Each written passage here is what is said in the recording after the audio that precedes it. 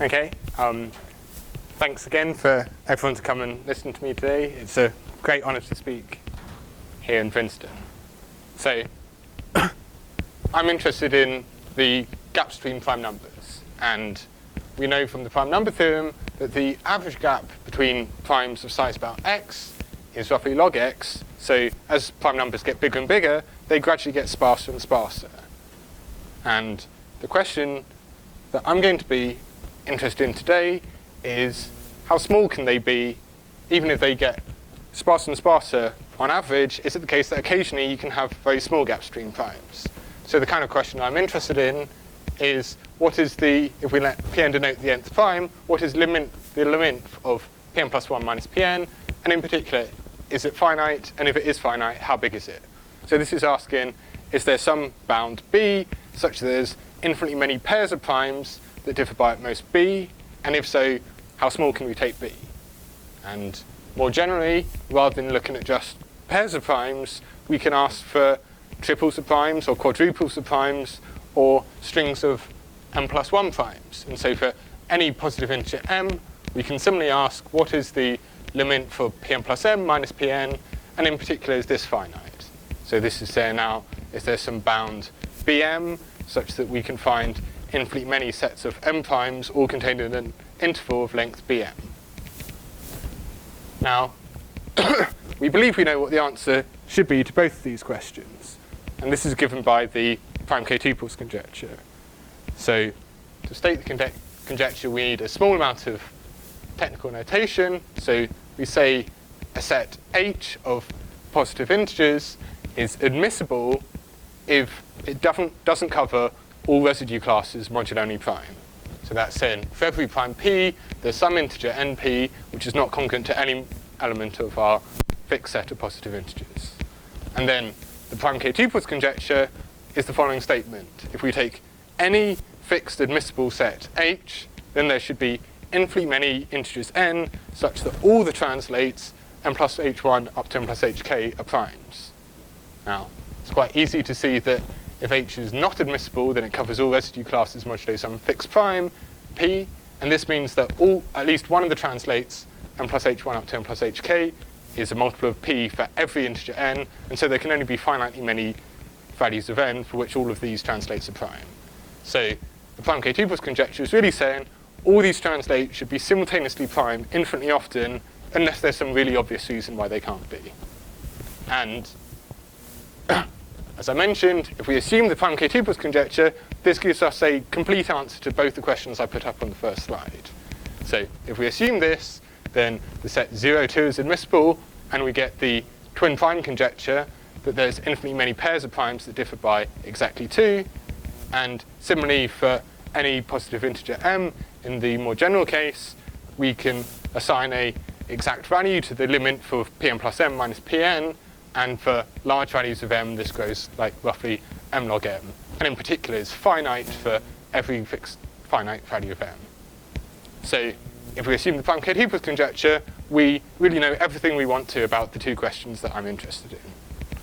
But the prime k-tuples conjecture is this vast generalization of the twin prime conjecture, so unfortunately it seems quite a long way away from anything that we're able to prove in the near future. So what can we say unconditionally? Well, Goldstine-Princeton introduced a method of studying these small gaps by using approximations to the prime k-tuples conjecture.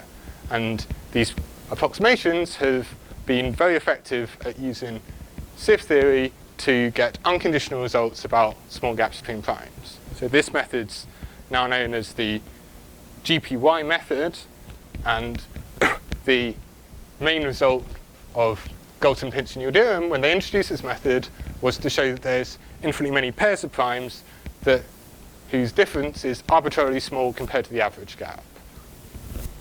And just under a year ago, there's been this spectacular breakthrough by Yuteng Zhang, who managed to extend the work of Goldstine-Princeton theorem, and he showed that there's infinitely many pairs of primes that differ by at most 70 million. So we now have a complete qualitative answer to the first question I put up, that there are infinitely many bounded gaps between primes, and we can put an explicit numerical value on the size of the gaps. 70 million is a bit bigger than 2, but this is a huge breakthrough that we've got a finite bound.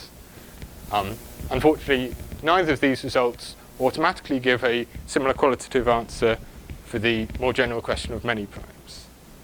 So there's two main results that I want to talk about today, which are results which I proved in November last year. So the first is we get a corresponding qualitative statement with an explicit numerical bound for any positive integer m.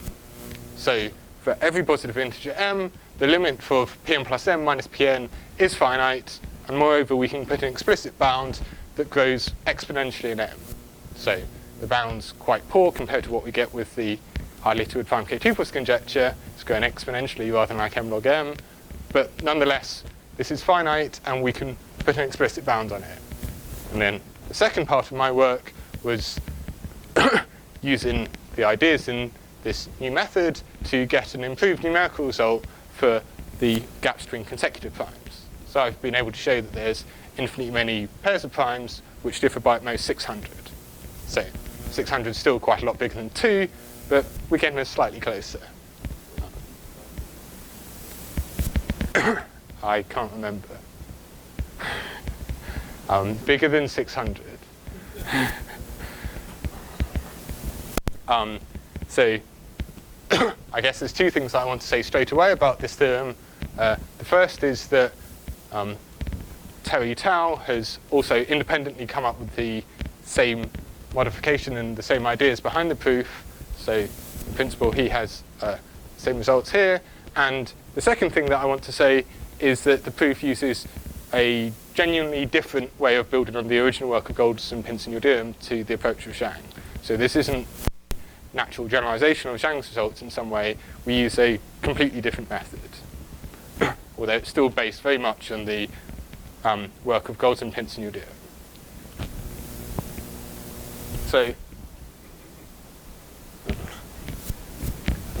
okay, so this is a schematic overview of how the proofs towards showing results about small gaps between primes roughly work.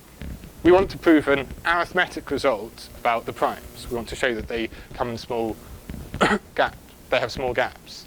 And naturally, if we want to prove an arithmetic result, we need some fundamental arithmetic input to help our understanding about the primes. And the arithmetic input that goes into the whole argument is results in about primes in arithmetic progressions. And the key point here is that we can prove actually very strong, deep results about primes in arithmetic progressions. So this really represents some of the best knowledge we have about primes. Now, to translate the kind of arithmetic information that we know, results about primes in arithmetic progressions, into the kind of arithmetic results that we want to prove, results about small gaps between primes, we use the Sieve method to try and translate this arithmetic information. And so here we use some version of the GPY Sieve to translate the results about primes in arithmetic progressions into results about small gaps between primes. Now, it turns out that if you want to get a good result about small gaps between primes, there's lots of parameters in your sieve which you want to choose essentially optimally. So the Sieve method effectively breaks proving a small result about small gaps between primes, given knowledge about primes in arithmetic progressions, into two smaller subproblems, one of which is a smooth optimization problem, and one of which is a combinatorial problem. But the key point here is neither the combinatorial problem nor the smooth optimization problem have anything to do with the arithmetic of the primes, essentially. And so they can be handled using techniques from other areas, such as variational calculus. And my work, Zhang's work, and the pioneering work of Gold's and Princeton theorem all follow the same method. Okay. I'm not sure why that's happening. Okay, I guess the key breakthrough in Zhang's work, which I'll mention slightly more, is to improve the basic arithmetic information that goes into this. So the key breakthrough of Zhang, building on work beforehand of Bombieri, Friedlander, Fruvi, and Ivaniec, was to improve the basic arithmetic information that went into the whole argument. So Zhang proves a stronger result about primes in arithmetic progressions, and then shows that this stronger arithmetic information flows through the whole diagram, and he correspondingly gets a stronger result about small gaps between primes. And this is the key extra thing that Zhang does compared to the original work of Gauss, Princeton, that gets him bounded gaps between primes. However, in my work, the key modification is the Sieve method at the heart of the method, and I modify the GPY sieve to make it more efficient at translating the results about primes in arithmetic progressions into the results about small gaps between primes, and it's this more efficient sieve at the heart of the method which is the key modification. Okay, so I'll now say a few words about the basic arithmetic input that goes in to the whole method about primes in arithmetic progressions. Imagine we want to count the number of primes which are less than equal to x, and in a progression, so we're counting primes which are congruent to a modulo q. Now it's quite easy to see that if a and q have a common factor, then there's essentially no primes in this set whatsoever. So all the primes are in residue classes where a is co-prime to q. And then the basic heuristic is that the primes should be equidistributed in all these residue classes. So the number of primes in any given particular arithmetic progression modulo q should be roughly equal to the number of primes which are less than or equal to x divided by the number of different residue classes. And moreover, this heuristic that the primes should be equidistributed, we feel should hold for a really very wide range of values of x and q. So q can grow with x, and in particular be almost as large as x. And we still expect this heuristic to hold. Now, if we actually want to quantitatively measure this heuristic, we can let E of q denote the error from this approximation over residue classes modulo q. And the key idea behind sieve methods is the idea of a level of distribution. So here we assign a parameter to the primes, a score, if you like, between 0 and 1, which measures how well they are equidistributed, how strong this equidistribution holds. So we say the primes have a level of distribution theta if when we sum over moduli q which are less than x to the power theta, we get something which is small. So this is saying that E of q is small on average over q less than x to the power theta. If theta is very small, this indicates only a weak level of equidistribution, whereas if theta is large, then this indicates a strong level of equidistribution. And the key point as to why this might be interesting to look at is the Bombieri-Vinogradov theorem, which is an unconditional result that shows that the primes have level of distribution theta for any value of theta which is strictly less than half. And this is really a very deep result about the primes. Even if you assume the generalized Riemann hypothesis, we don't know how to improve this. And in particular, the Bombieri-Vinogradov theorem can be thought of as an unconditional result saying that the generalized Riemann hypothesis is true on average when we average over moduli q. So this is really one of the deepest results we have about primes, and this is what's going to power our whole method. It should be remarked that it's unconditional that the primes have level of distribution theta for any value of theta less than a half, but we believe this should be able to be extended to any value of theta which is strictly less than 1. And this is known as the Elliott-Halberstam conjecture. Now, okay, so that's all I'm going to say about primes in arithmetic progressions. How do we translate these results about primes in arithmetic progressions, in particular the Bombieri-Vinogradov theorem, into results about small gaps between primes? They feel like very different objects. And so the idea is to use some form of the GPY sieve method. So the basic idea here is that we fix from the outset some admissible set H, and we consider this following ratio. So on the numerator, we have sum over integers in some dyadic region, and at each integer, we count the number of these translates which are prime, multiplied by some non-negative weights wn, which at the moment I'll just think of as arbitrary non-negative integers. And then we're going to compare this just to the average of the wn. So if we normalize so that the sum of the wn is equal to 1, then this looks like a probability measure, and we're calculating the expected number of translates which are prime if we're picking integers according to the probability measure given by these weights Wn. And then the whole idea is just a very elementary set of observations. If we can get an asymptotic estimate for this sum s, and in particular we can show that this sum s is bigger than some test integer m, then at least one term n must make a contribution where the term at n contributes more than m times what it contributes to the numerator compared to what it contributes to the denominator.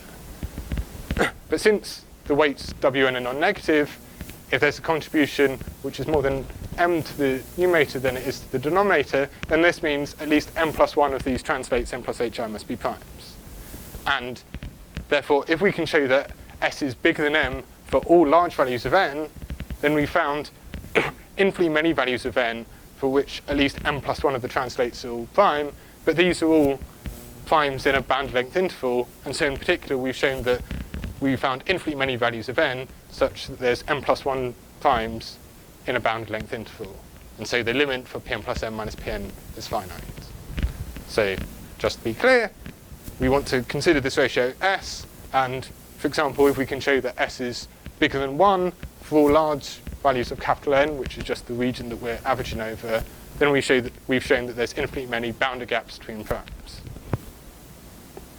Now, this is all well and good, but the question then is obviously, well, how on earth do you choose these weights Wn? We want these to be highly concentrated and large when many of the translates the m plus hi are primes, and we want them to be small when few of the translate of the m plus hi are primes.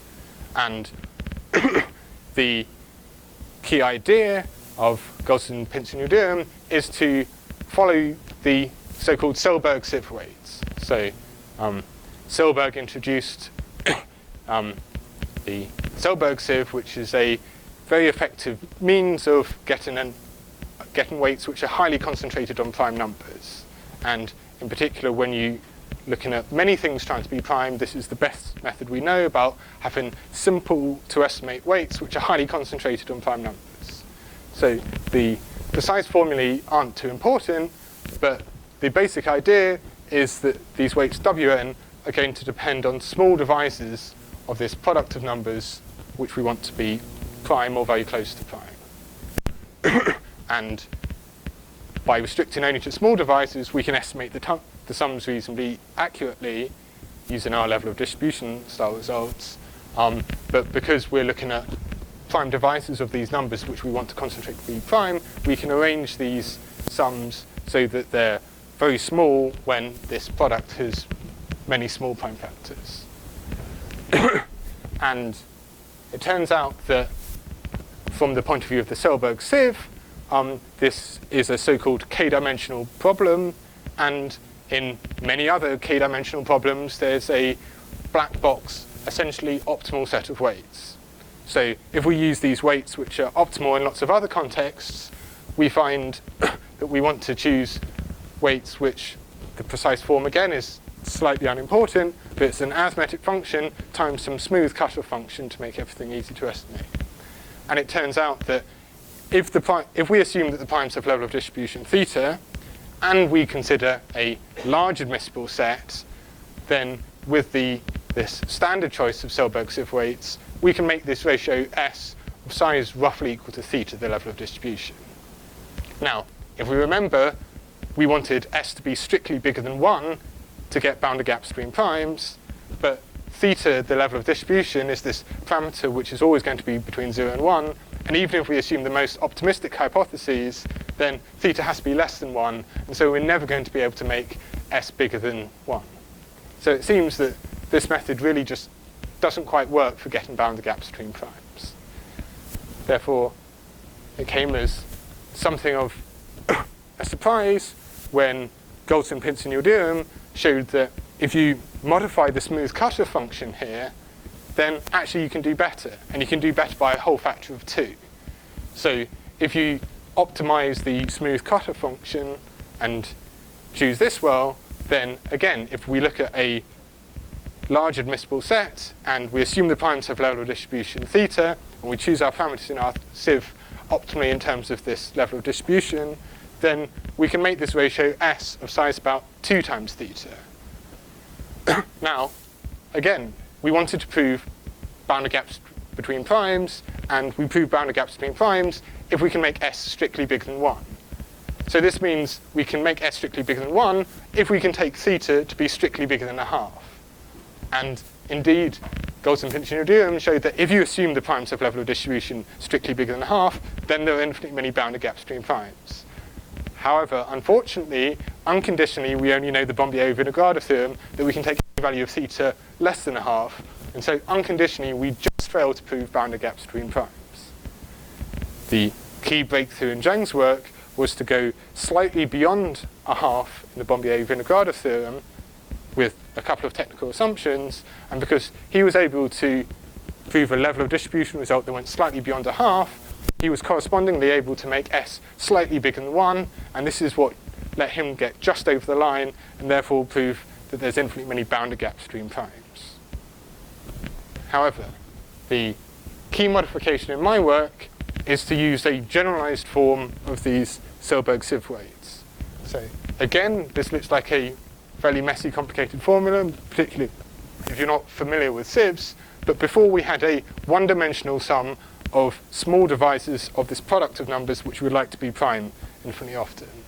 And the key idea here is instead of having a one-dimensional sum, we're going to have a multi-dimensional sum where we're summing over separately divisors d1 up to dk, where di is a divisor of each of these terms n plus hi, which we would like to be prime. And so we've used these different linear forms, and we're now looking at divisors of these separately. Oh, wait, I went to look at he understood they would do better, but he said he would get close to Chen, which is that he went straight to the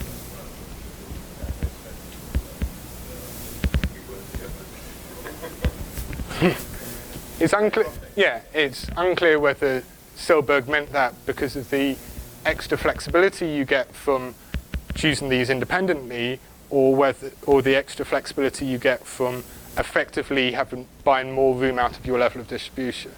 Because he was talking about the number of divisors that you have, and right, yeah, right. So you, yeah.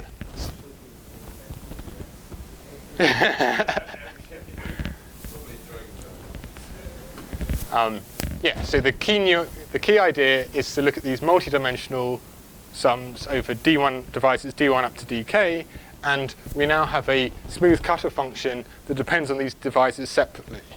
And as was mentioned, these multi-dimensional weights aren't entirely new, so Selberg had already...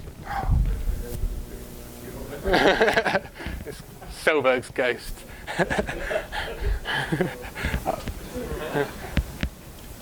So yeah, my computer shouldn't have a screensaver. So yeah, so these weights had been looked at before. Selberg had mentioned the possible use of these weights and how they should, in principle, improve improve results. And similarly, Galton and Yildirim, in some of their early work, had also looked at very similar style multi-dimensional weights. But the key thing that the key modification is that we're now moving to multi-dimensional weights, and it's this flexibility that we allow this smooth cutoff function to depend on our divisors separately rather than all together, which is going to be the key thing that lets us win. So, yeah, I guess, again, we're just going to define these weights in terms of some k-dimensional smooth cutoff function, and then following the ideas of Galton, Pynchon, Yildirim, we don't want to impose too many restrictions on our choice of f. We want to keep f fairly arbitrary, and then optimize our choice of f afterwards once we know the form of our results. So if we choose these weights in terms of some smooth k-dimensional function f, then we can get an asymptotic formula for this ratio s. And if the primes have level of distribution theta, then we can show you that choosing parameters dependent on theta, we can make our ratio s equal to theta divided by 2 times some k-dimensional integral j of f in terms of our smooth function f, divided by some k-dimensional integral I of f in terms of our smooth function f. But the key point is that j of f and I of f only depend on the size of our admissible set, which is k, and this smooth k-dimensional function f. And therefore we get an asymptotic ratio for s, and we want to choose a smooth function f to make this ratio large, but making the ratio of two k-dimensional integrals large, these are just explicitly given k-dimensional integrals. This no longer has anything to do with arithmetic or primes in it at all. It's just a smooth optimization problem for analysis.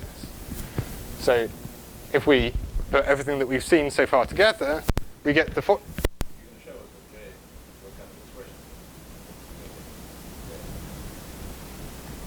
I mean, optimization problem, what's the quadratic ratio of it's the ratio of two quadratic forms. So So it's not.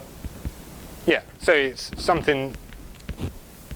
It's two k-dimensional integrals, but it's it boils down to an eigenvalue calculation.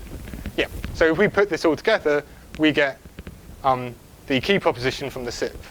So if we assume that the primes have level of distribution theta, and we fix some admissible set H of size k, and we then let mk be the supremum over all relevant smooth choices of our function f of this ratio of two k-dimensional integrals, j of f and I of f, then if it's the case that this smooth optimization result is bigger than 2 times some test integer m divided by our level of distribution theta, then it's the case that there's infinitely many integers n such that at least m plus 1 of the translates are primes.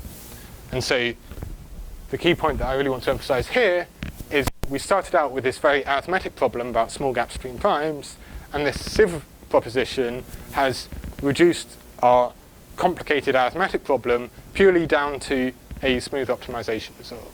As soon as we can show that mk is sufficiently large, then this automatically gives us that any admissible set contains primes, and we get infinitely many bounded gaps between primes, or bounded gaps between many primes if mk is large enough. And so we've now completely reduced our whole arithmetic problem to something that doesn't involve arithmetic at all. It's just a smooth optimization problem.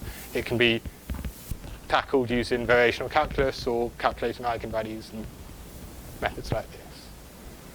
So how do we actually get a good lower bound for mk? Well, I've claimed that there's these two relatively nice k-dimensional integral expressions for f, and we'd like to, and maximizing this ratio corresponds to calculating the largest eigenvalue of some linear operator. However, unfortunately, there's two obstacles preventing us from automatically using variational calculus or solving the differential equation to get a explicit answer. The first of these is that this is a k-dimensional problem for arbitrary k, and our methods work quite well when we want explicit bounds in a one-dimensional case, but in general, in multi-dimensional cases, it can be very difficult. The second is a slightly technical condition that I swept under the carpet, that we also have a restriction on the support of our smooth function f. And naturally, we have now a restricted optimization problem, and again, this causes a few complications. However, it turns out that these complications aren't too problematic, so to get around the fact that we have a k-dimensional optimization, we can cheat and reduce the whole thing down to a one-dimensional optimization. So we can just consider k-dimensional functions f, which look like a product of one fixed k-dimensional function in each coordinate separately. And so if we restrict our attention to these, we just want to get a lower bound, but it's now only a one-dimensional optimization, this smooth function g. Now, we still have this annoying...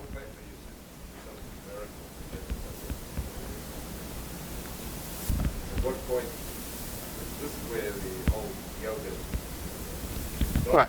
changed. People thought that this is where we would do series but was there not a cut? How many of the first discovered I can't remember precisely what I said in my paper. In terms of how I approach this, it was very much the case that by looking at Lagrangian multipliers and such, you can quite easily convince yourself that the original GPY weights, even just in the one-dimensional case, shouldn't be optimal. And in the k-dimensional case, you can convince yourself that if you have a smooth function f which satisfies your eigenvalue equation, then these should be essentially the globally optimal Selberg-Sieve weights suitably interpreted. And then you can, because you're wanting to maximize what's essentially a ratio of two quadratic forms, you can do certain numerical calculations. And when I struggled to solve the eigenvalue equation, I looked at some numerical things, and this gave me hope that these were genuinely outperforming the original Galton-Pinchot-Dewan weights by a noticeable amount.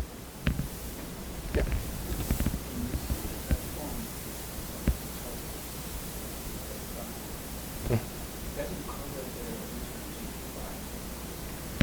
Right.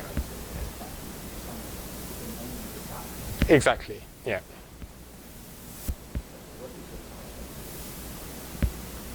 The sum of the variables is less than equal to 1, and each variable is non-negative. Yeah, so it's...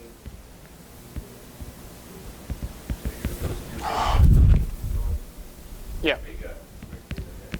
Right, so once I've made this reduction down to a one-dimensional thing, once I've made this restriction, I'm no longer covering the GPY case, and so it's possible that this is a bad thing to do and I'm going to do worse.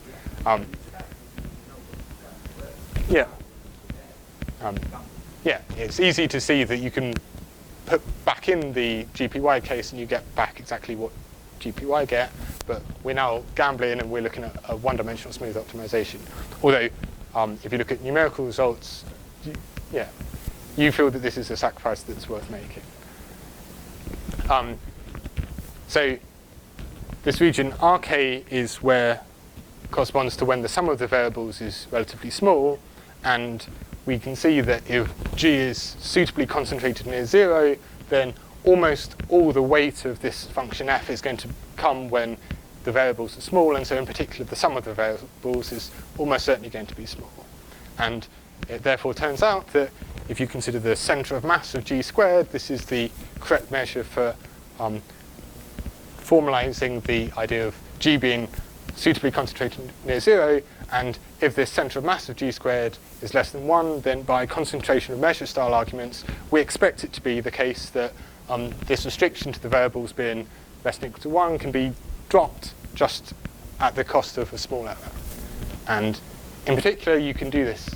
And you find that if you restrict also the support of G to the interval 0 up to t, we get that mk now just has a lower bound, which is the integral of G all squared divided by the integral of G squared minus some small error, which is going to be negligible, provided the center of mass is strictly less than 1 and t is fairly small compared to k.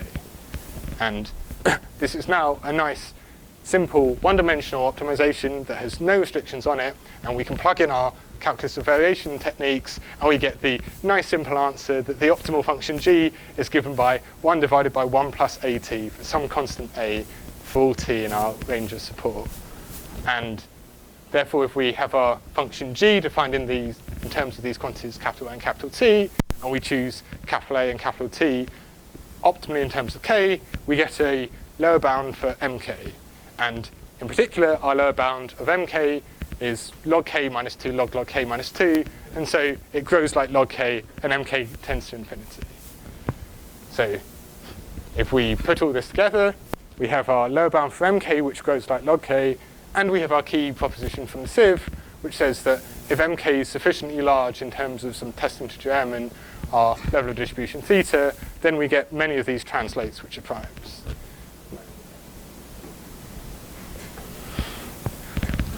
Our test integer, yes.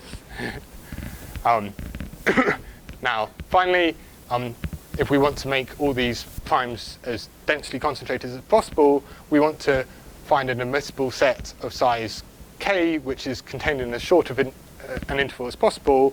And it turns out, it's a fun exercise, that if you take the first k primes, which are all bigger than k, then this forms an admissible set.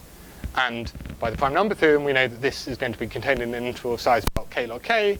And finally, what I mentioned before, the Bombier-Vinogradov theorem says we can take any value of theta which is less than a half. And if we put all of these together, we get the upper bound that I claimed before, that there's the limit for Pn plus m minus Pn is bounded above by some constant times m cubed times e to the 4m, which is the main result.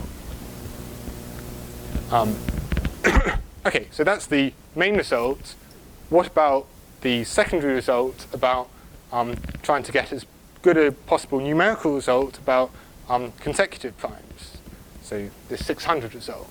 Well, we want to play exactly the same game and get a lower bound for mk, but now we want to be a bit more careful with our lower bound for mk and not make these relatively wasteful choices of restricting to a one-dimensional function and then just throwing out the condition that on the range of support. But because we're only looking at one specific case, we're also happy to do a certain amount of numerical calculation to help us with this. So, well, the basic idea is that we can look at polynomial approximations to our smooth function f, and it turns out that in these k-dimensional integrals, there's a lot of natural symmetry, and so we can restrict our attention just to symmetric functions f, and therefore symmetric polynomial approximations. We know by Stone-Weierstrass, if we look at large enough polynomial approximations, we can get an arbitrarily good approximation to whatever the optimal function is, and so we haven't really lost anything at all by just looking at polynomial approximations here.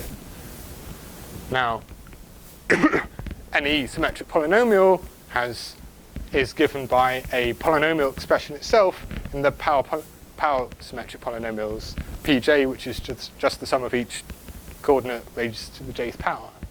And for simplicity, I just consider polynomial expressions in the first two power polynomials, but naturally the method works for arbitrary polynomial approximations. And then the key observation is that we can analytically write down a very simple expression for the integral over this polytope Rk for any monomial. And so, in particular, if we write our polynomial approximations in this form, we can analytically write down a simple expression given a choice of bi's and ci's for what the two quadratic forms are, which is just going to be a quadratic form in these coefficients ai. So if we choose the monomials which appear in our polynomial approximations, we can just explicitly write down what the integrals for j of f and I of f are in terms of these coefficients, and then we have two quadratic forms in these coefficients which we want to optimize the ratio of. And so, I guess,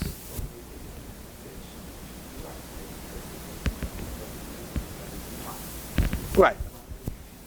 Yeah, so exactly. So the reason for this, for me concentrating on this form of polynomials, was very much that GPY showed that you could get exceptionally close to bounded gaps if you just look at the first polynomial expressions in the first power symmetric polynomial.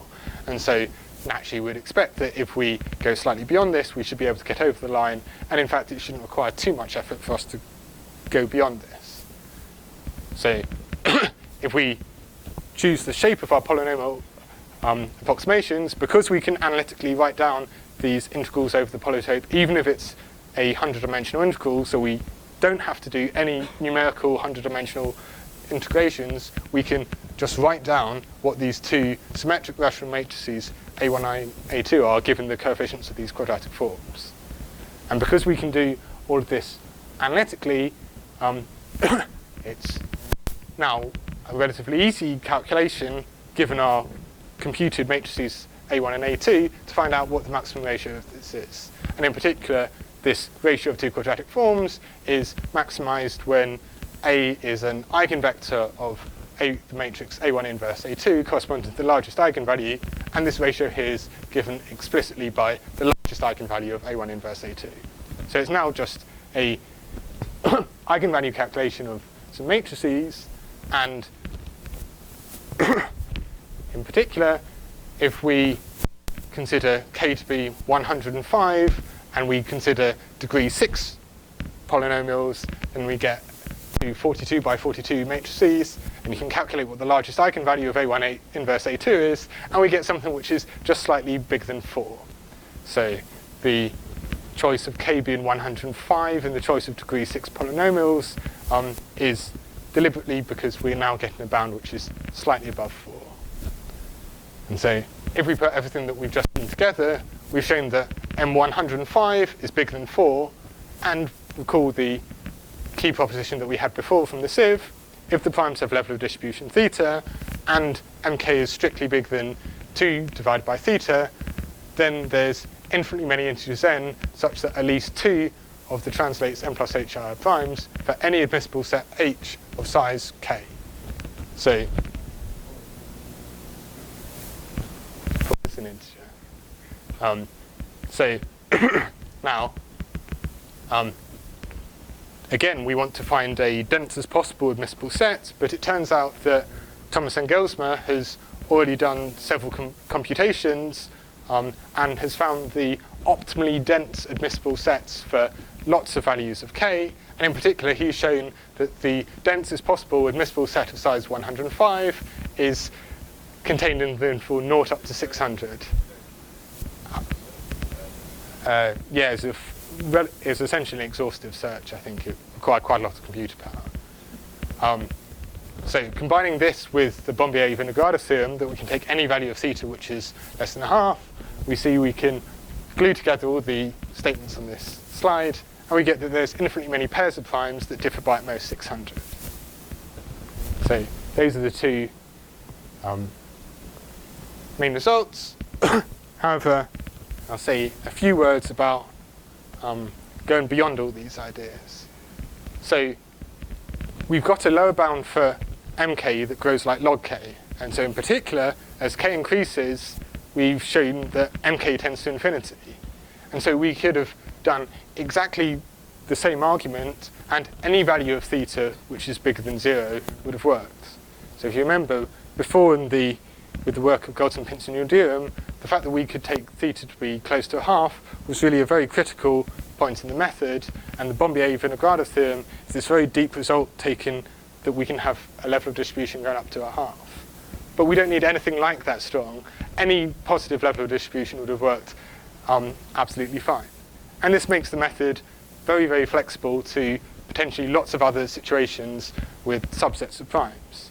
That if we look at particular subsets of the primes, we can often follow the ideas behind the proof of the Bombier-Vinograd theorem. So roughly we need to get some asymptotic formula in arithmetic regressions to relatively small moduli and some sort of large sieve estimate, but and we can plug these together, but often we get a result of the same type, but with a much weaker level of distribution.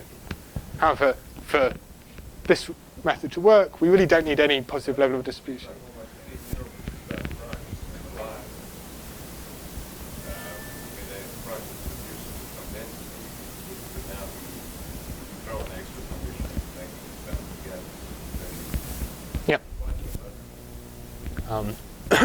And so, whilst before we had arguments that very critically depended on the level of distribution, because this quantity mk tends to infinity, the level of distribution really works provided it's positive. The whole argument should go through exactly the same way.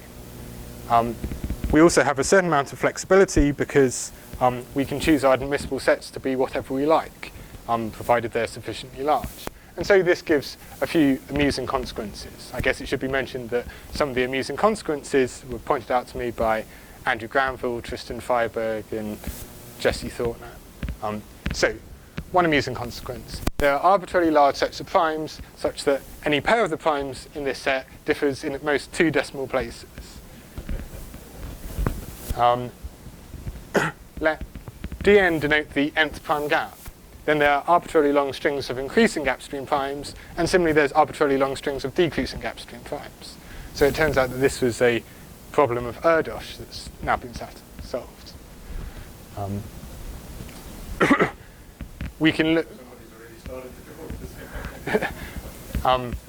We can look at primes in short intervals, and for any large integer n, we can show that there's a bounded length interval that contains m primes contained in the interval n up to n plus n to the 7/12 plus epsilon. Now, this is slightly remarkable because we're only just able to show that primes even exist in these short intervals. And so the fact that we now automatically get arbitrarily many primes in a band length interval as well.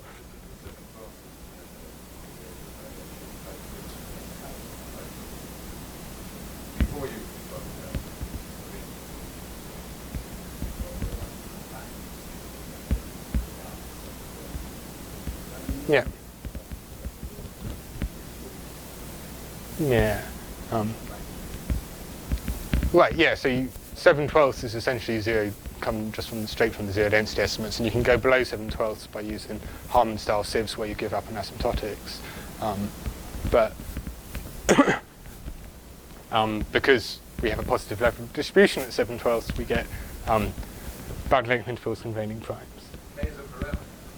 Exactly. We can reprove some results following Meyer's matrix method. So given any pair of coprime integers A and Q, then the arbitrarily long strings of consecutive primes, which are all in the same residue class modulo Q. And so this was a theorem of Daniel Shu using the Meyer matrix, but exactly the same methods work here, and we can also have them contained in a bounded length interval. Yeah.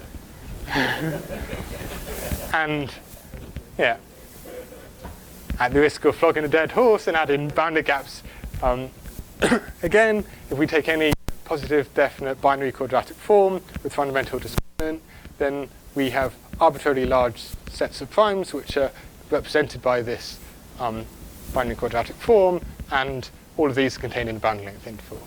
And then this is just because primes with Chebotarev type splitting conditions again have a positive level of distribution. So that's roughly all I have to say, so maybe I'll stop there. Thanks a lot for listening.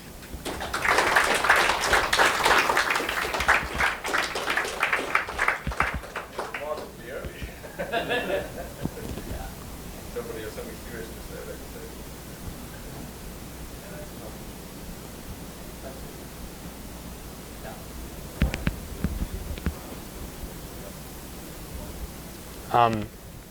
So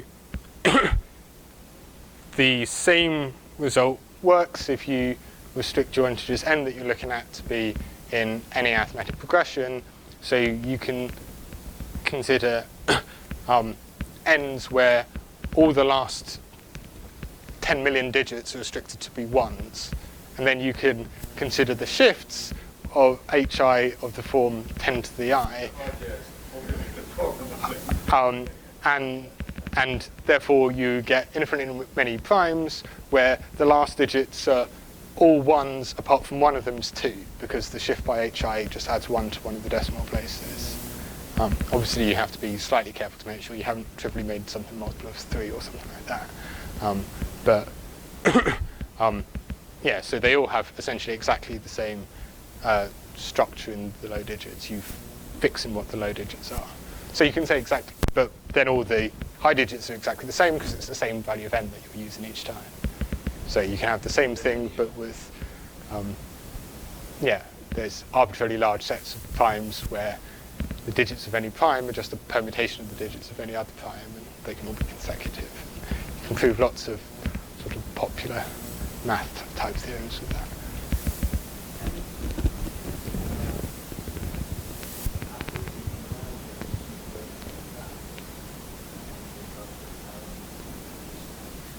Yep. Between numbers with exactly 2. Yep. Yep.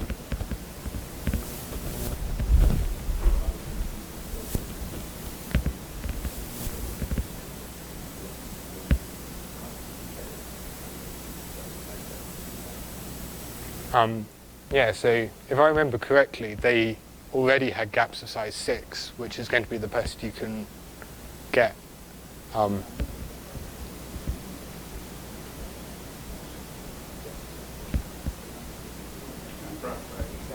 Yeah, I thought they already had unconditionally gaps of size 6 with exactly 2 prime factors. So I mean, yeah, when you apply the k-dimensional sieve, then in the original GPY work, the primes have kind of weighted density roughly 1 over k, and this is why you just get a finite number of primes, and numbers with r prime factors have weighted density log k to the power r minus 1 divided by k.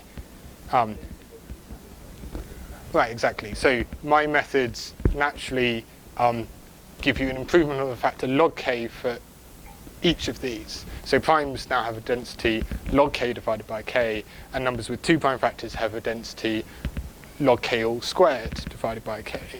And so correspondingly, whenever I think Thorne did their argument for numbers with exactly r prime factors, and in any case where Thorne writes r, I can rewrite r with r minus 1, and essentially the same result holds. So after my sieving, it roughly looks like now primes are behaving like numbers with exactly 2 prime factors behaved before, and numbers with 2 prime factors now behave like numbers with 3 prime factors behaved before, and you kind of get the extra flexibility there. Do you know any other problems that are found against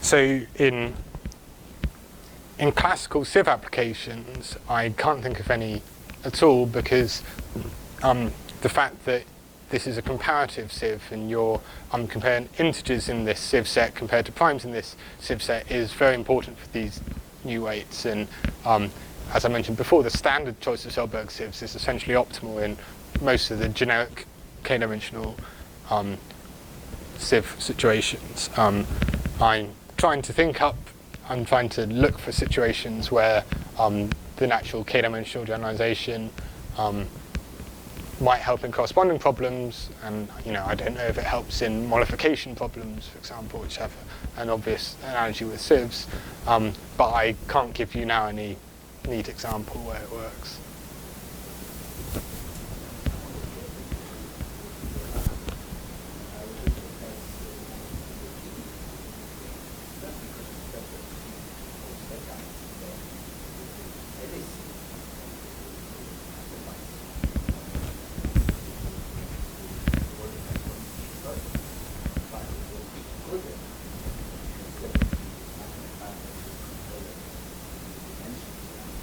Right.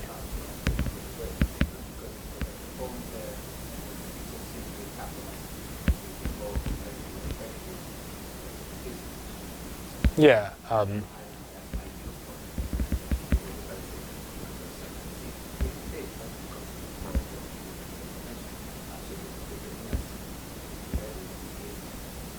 I mean, it's equivalent to the linear sieve in certain ranges, but not in the whole range.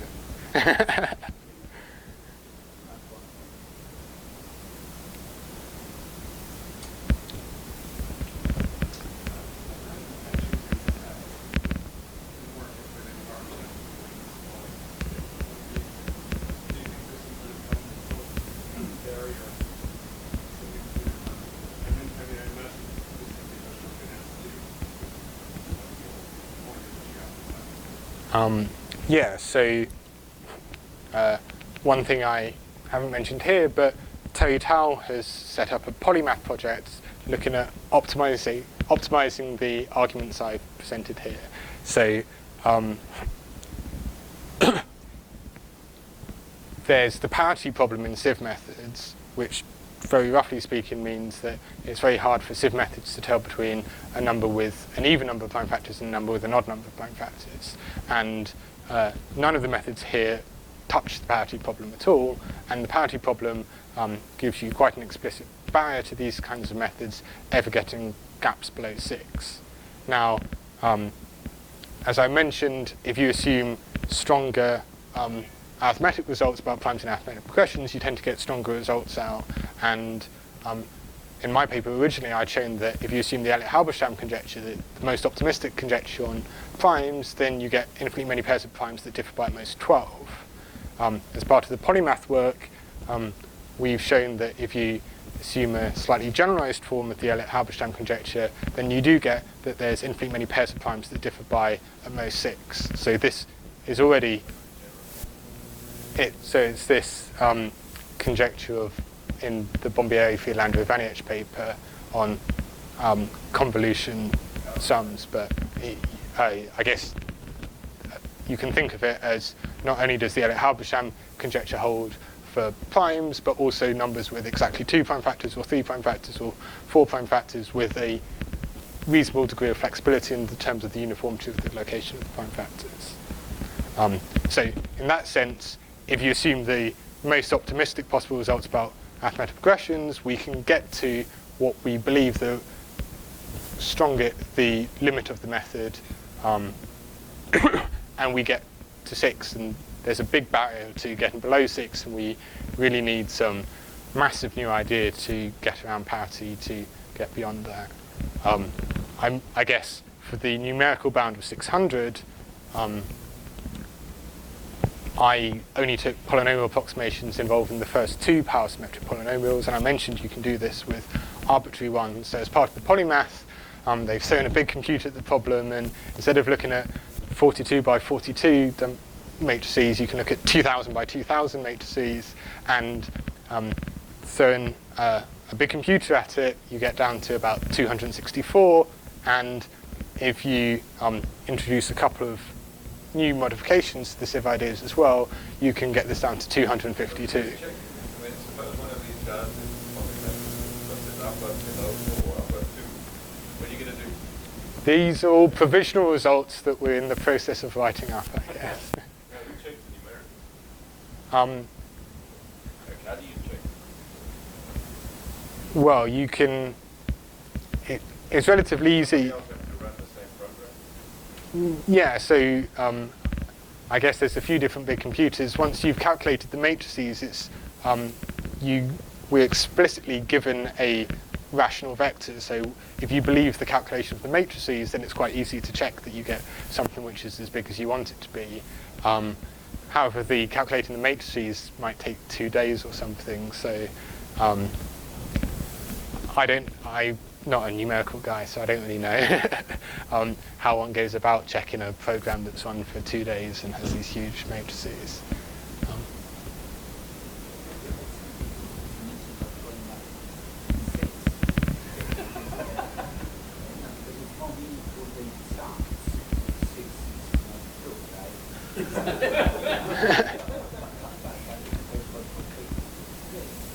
Yep. Right.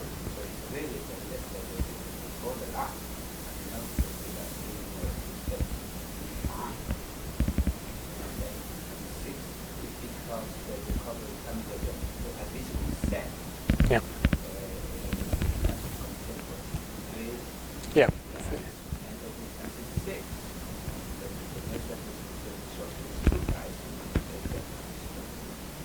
Yeah, that's.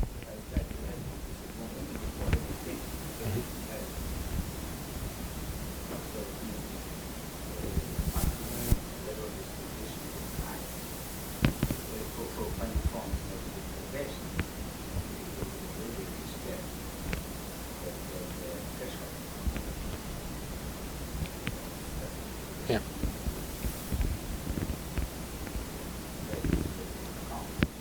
Yeah.